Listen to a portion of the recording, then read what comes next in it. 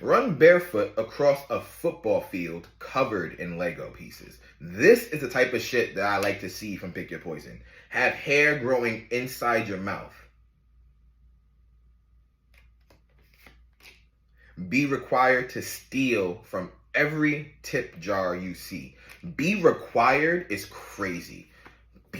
Like every time I see a tip jar, I have to steal from it. Okay, first and foremost, let me address this have hair growing inside your mouth. Now I know I need a haircut. I can tell just by looking at me that I need a haircut, right?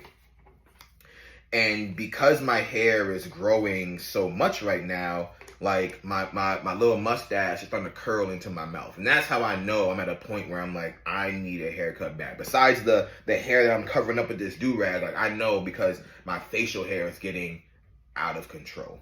And I already hate the feeling of my facial hair going in my mouth. So I can't fathom having hair grow inside of my mouth. That's dastardly, that's heinous, it's diabolical. Any word that you would attribute to a supervillain's personality is how I feel about hair growing in my mouth.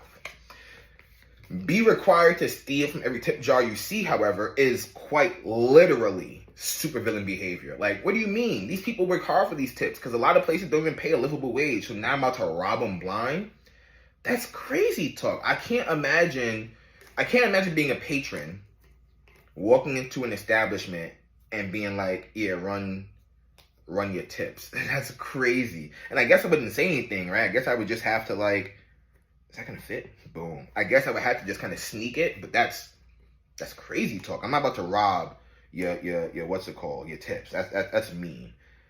But, you know, even with all that being said, run barefoot across a football field covered in Lego pieces. Everyone knows that stepping on Legos feels like stepping on shrapnel.